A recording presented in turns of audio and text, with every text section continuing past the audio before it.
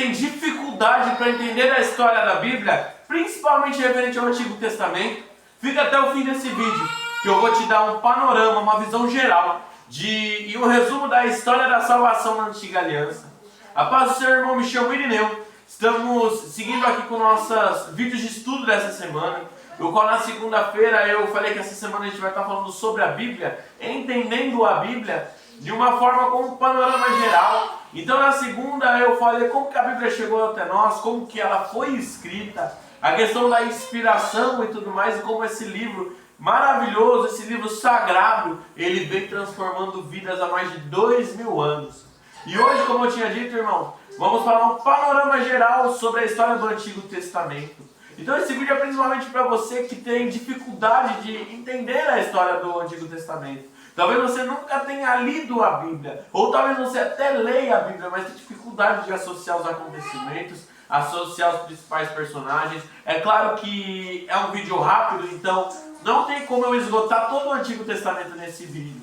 Então eu vou falar de uma forma bem resumida os principais acontecimentos, até a chegada do Messias, até nós chegarmos onde inicia o Novo Testamento.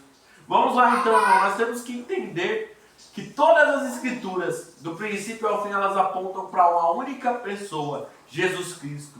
A promessa que Deus fez em Cristo, e tudo isso se cumpre na pessoa dele.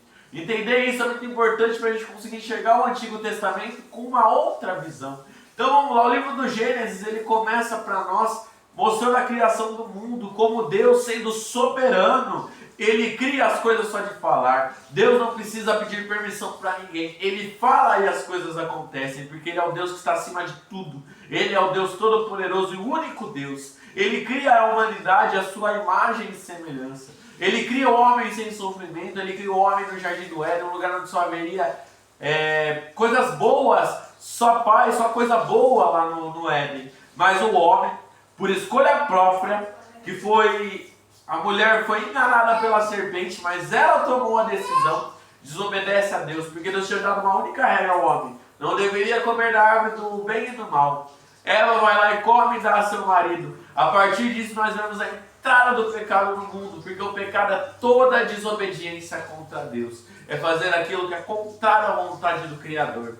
E a partir disso nós vemos que Adão e todos os homens que vão a partir de Adão, eles vão caindo, até chegar no estado de total depravação daquela humanidade.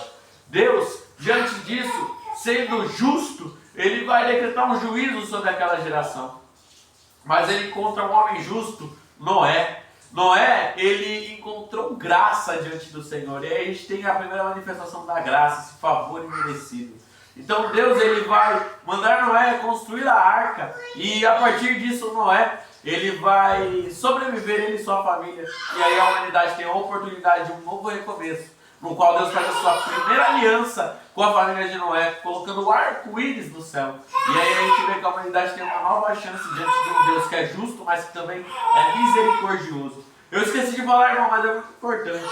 Quando Adão e Eva caíram no Gênesis, Deus fez uma promessa muito importante. Porque quando Deus decretou a maldição sobre a vida do homem e da mulher, que era justa por conta deles terem errado, ele disse que viria o descendente da mulher, que pisaria na cabeça da serpente. A primeira promessa messiânica que apontava para a pessoa de Cristo, que pisaria na cabeça da serpente, quando a gente for falar sobre isso na Nova Aliança, no Novo Testamento. Então, a partir de agora, Noé, ele inicia com a sua família uma nova humanidade. E aí a gente vê que a história bíblica ela vai se dividir em 3 grandes famílias, sendo que nós vamos seguir a família de Sem a partir de aí. De Sem vai vir Abraão, que primeiramente se chamava Abrão.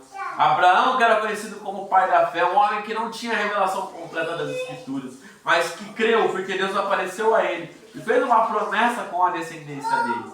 Deus prometeu que de Abraão seriam abençoadas todas as famílias da terra. Aí temos outra promessa de Deus que já apontava para o Messias, porque viria de Jesus. Jesus viria da descendência de Abraão, e a partir dele nós temos essa bênção para todo o planeta que o aceita como Salvador.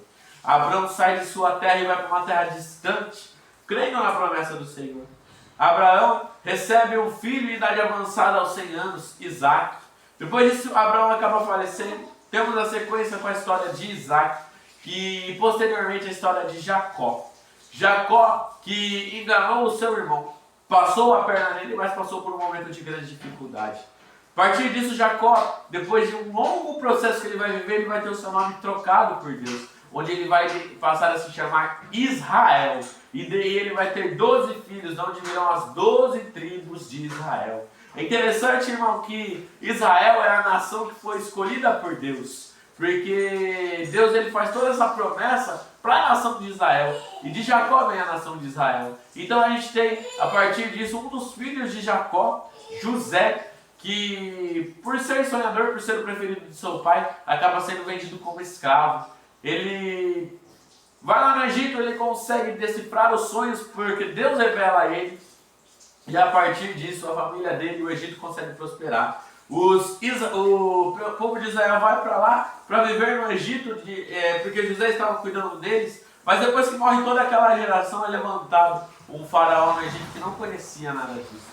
Esse faraó oprime os israelitas. E aí, a partir disso, irmão, depois desse faraó ter oprimido o povo de Israel, após 400 anos, Deus levanta Moisés. E aí, usando Moisés e Arão poderosamente, ele vai fazer com mão forte, mandar algumas pragas diante do Egito e libertar o povo de Israel com mão forte, tirando eles da escravidão, fazendo eles passar pelo Mar Vermelho, na primeira Páscoa, que já prefigurava o que Cristo faria na Páscoa definitiva, quando Cristo também nos tirou da escravidão do pecado, mas eu vou falar disso melhor na próxima aula.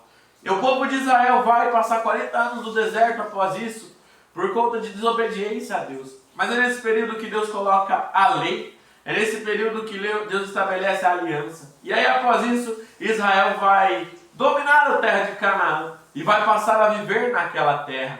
É interessante que Israel nunca conseguiu chegar ao padrão da lei, porque Deus já estava assim mostrando o quanto que o ser humano não é capaz de atingir o padrão, porque todos são pecadores e sujos. Israel vai viver e cometer muitos erros naquela terra de Canaã. Primeiro vai vir o período dos juízes, líderes levantados por Deus em regiões e em situações específicas. Após isso vem o período da monarquia, com Saul sendo o primeiro rei, que foi um rei infiel e que por isso Deus levantou outro rei segundo o seu coração, Davi. E foi uma promessa a Davi, que viria um descendente da linhagem de Davi, cujo seu reinado nunca teria fim. Outra promessa que apontava para a pessoa de Cristo e que se cumpriria, como eu disse, a Bíblia toda aponta para o Senhor Jesus. E essa promessa messiânica apontava para ele também. Davi vai ser o maior rei de Israel, o rei fiel, o rei justo, o rei que cometeu pecados e falhou, mas que foi justo. E por conta disso ele se torna inclusive um parâmetro para a comparação dos próximos monarcas que vão vir. Depois vai vir Salomão, o rei mais próspero da história. Ele pegou o reinado de Israel bem tranquilo e conseguiu edificar o templo de Jerusalém. Mas após isso, após o reinado dele, um erro terrível que Salomão cometeu de se envolver com outras mulheres e tudo mais, e dar espaço à idolatria, fez com que Israel se dividisse em dois reinos, norte e sul. Esses reinos vão ter períodos de infidelidade e fidelidade. O reino de Judá, o reino do norte, é o que tem mais período fiel a Deus. Por isso que o reino do norte ele não vai sofrer uma punição mais severa, mas o reino do sul se entregou totalmente à idolatria e descumpriu totalmente o que Deus havia estabelecido como lei. Por conta disso, depois de muitos anos, Deus sendo paciente, esperando séculos, mas o povo do reino do sul não se arrependendo, eles vão ser levados para o cativeiro assírio, da onde eles não vão voltar. Até hoje não se tem ideia de onde estão essas 10 tribos que ficaram no reino do sul. Já o reino do norte, o reino de Judá, que possuía reis que eram fiéis, mas reis que eram infiéis. Eles também ficaram nessa oscilação, mas foram melhores que o reino do sul. Eles vão ir para o cativeiro babilônico, onde eles vão ficar lá 70 anos entre o cativeiro babilônico e o cativeiro persa, como uma punição, um juízo de Deus, que já prefigurava o juízo no fim dos tempos. Após isso, Deus vai tirar o povo de lá e vai trazer esse povo de volta para aquela terra. Mas Israel nunca mais voltará a ser uma nação independente, mas vai estar debaixo de impérios. Porque vem o Império Persa, vem depois o Império Grego, que já não está registrado nas Escrituras, porque temos um período de silêncio de Deus, do último profeta da Bíblia, 400 anos até a chegada do Novo Testamento, e após isso o Império Romano. Quando chega o Império Romano, está tudo preparado para que o Messias venha ao mundo.